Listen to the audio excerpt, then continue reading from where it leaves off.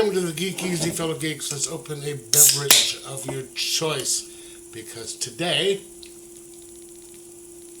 is another episode of Terrifying Tuesdays, in which we review a movie from the collection of horror movies that my father left me.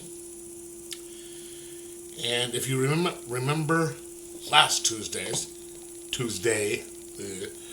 I did a movie called The Mad Monster. Would be right here. It stars George Zucco, and it is the second of two movies on this disc that star George Zucco.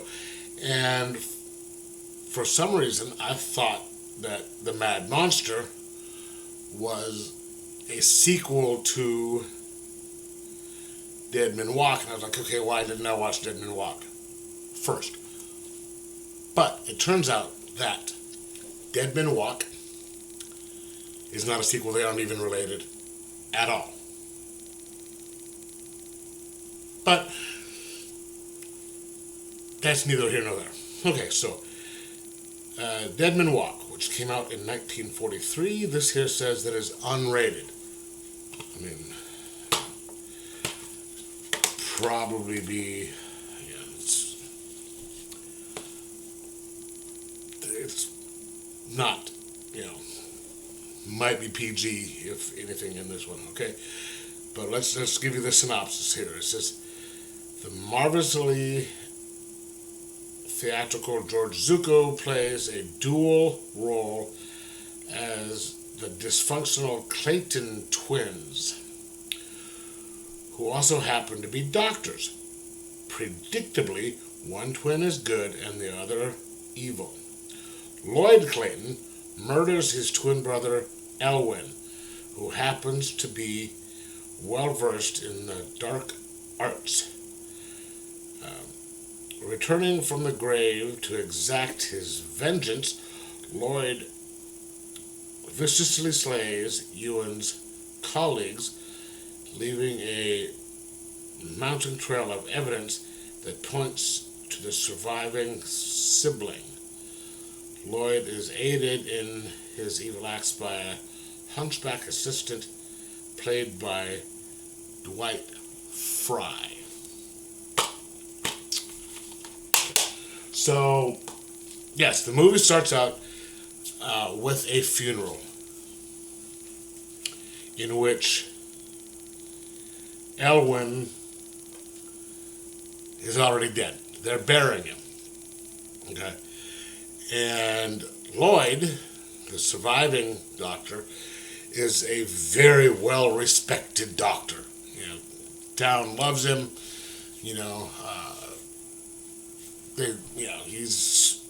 Everyone thinks he's a kind, generous man, which, for all intents and purposes, he is.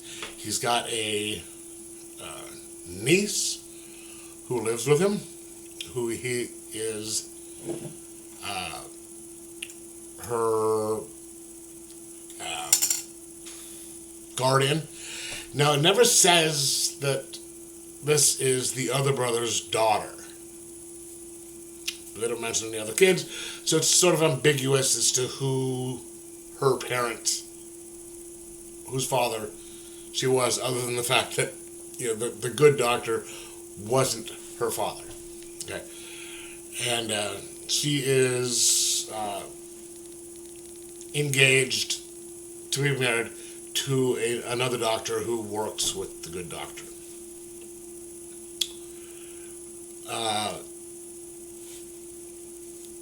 We find out that the hunchback takes the body from the grave, and that Elwyn is a vampire. He had picked up these, mystic arts and occult practices and stuff.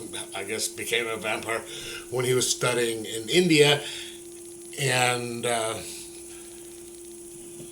that is why everyone thought that he was evil, that he had been studying all that stuff in India, and he was evil, and so that is why the two brothers got into a fight, and Lloyd threw him off a cliff and killed him.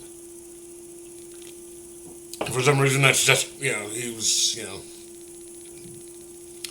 no one seemed to think that he was bad, that he threw a guy off the cliff, for him being evil. Maybe they just said, okay, it was self-defense, blah, blah, blah, blah. But, so the brother, Elwyn, is a vampire, and he is going to go after Lloyd to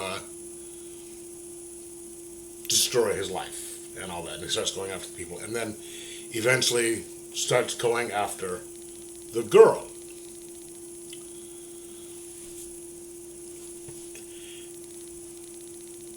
This, movie, it was pretty good, but it follows the standard steps, especially of the old, 50s type of, this is like 40s, sorry, or 30, 40s type of vampire movie, where, you have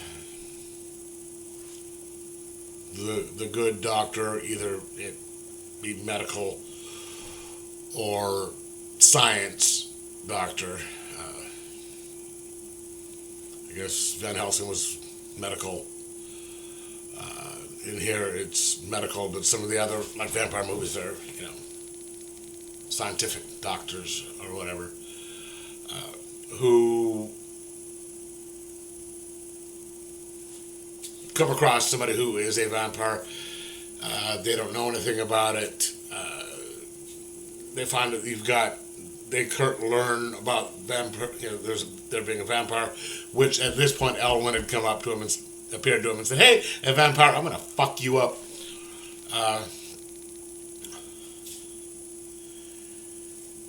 They grow to accept it. All the other people around him don't believe it. And then the vampire, who instead of just saying, "Oh, wait, these people are going to come after me,"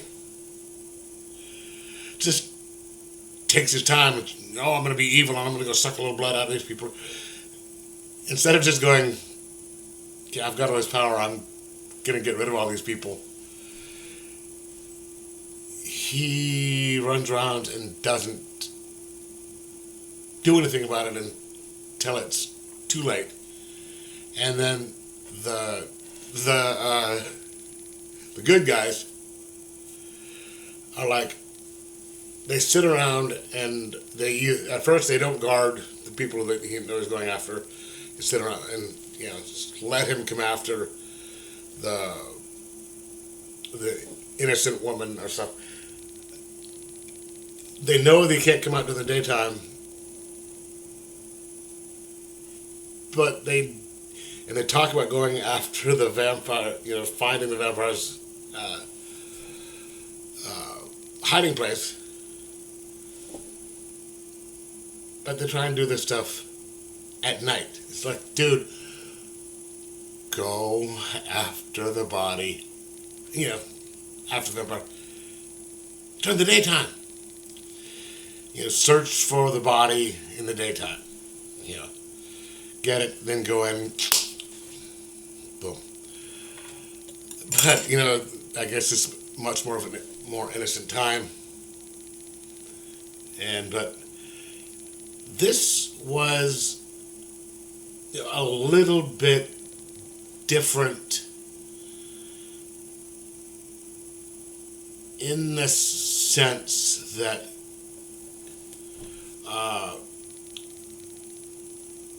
Lloyd, the good twin, didn't believe the stuff in vampires either, and even when he saw his brother come back as a vampire, he didn't believe it. He's like, "I'm hallucinating this stuff.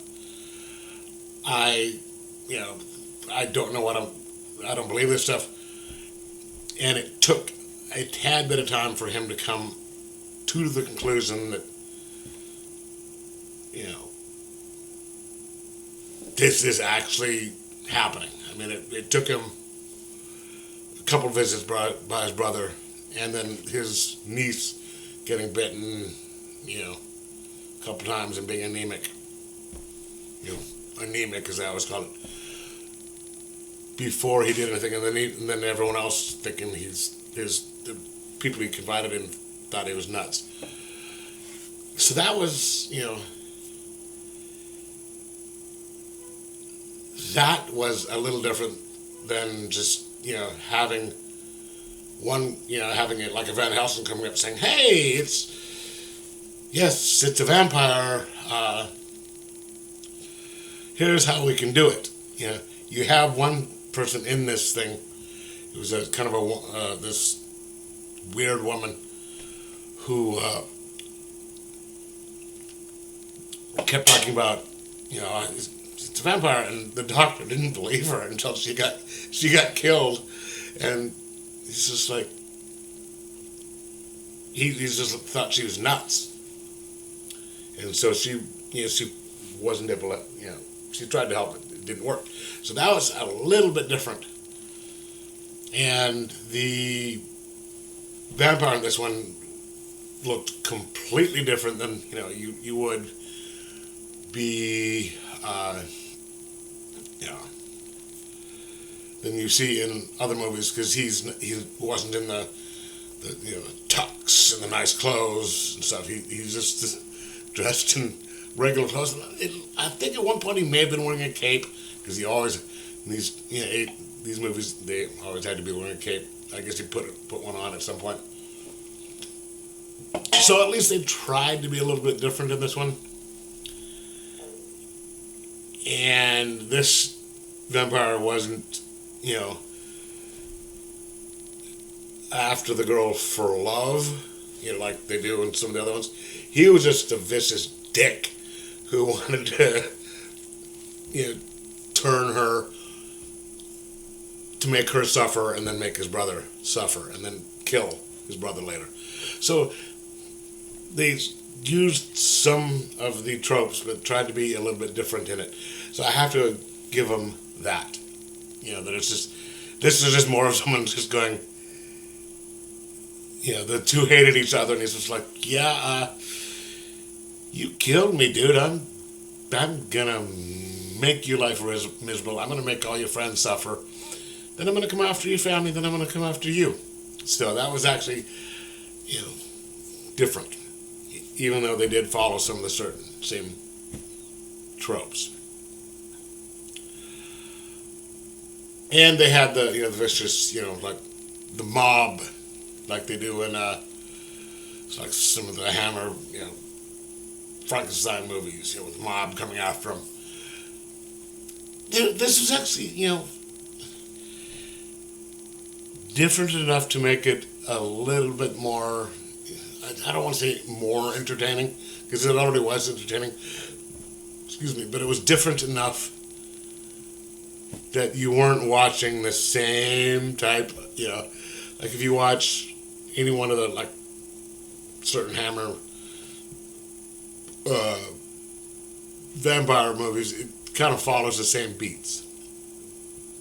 I'm not saying that those are bad, but this one, it does, but I can't, it does follow the same beats, but it's different beats. So the only problem I have with this movie, and it's just, I don't think it can really couldn't be helped, was I think the print that they transferred it onto DVD with was not that great, or at least they didn't take the effort to clean it up a little bit. I mean, you could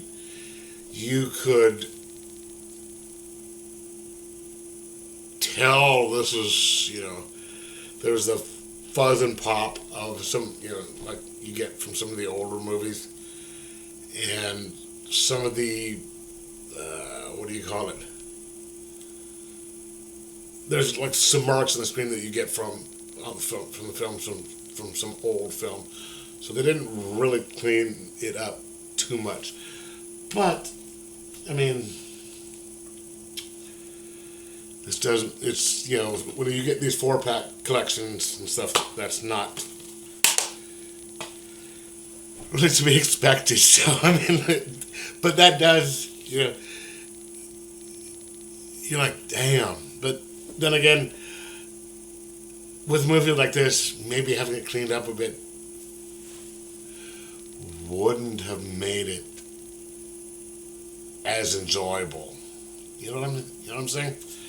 So yeah, I'm gonna give this a 4 out of 5 just because it was different enough to not have us go same movie. You still got the old, the old 1940s horror movie vibe from it. You some of the in the dark scenes, he's like, what am I seeing? So, if you're a big fan of that type, that makes it even better. So yeah, I'm gonna give this a 4 out of 5, and just say, watch it and enjoy it, because I know I did. I recommend it. So let me know if you've ever seen it, if you want to see it, and what you thought of it if you did see it. Anyway, like, subscribe, possibly share, and most of all, enjoy your horror movies.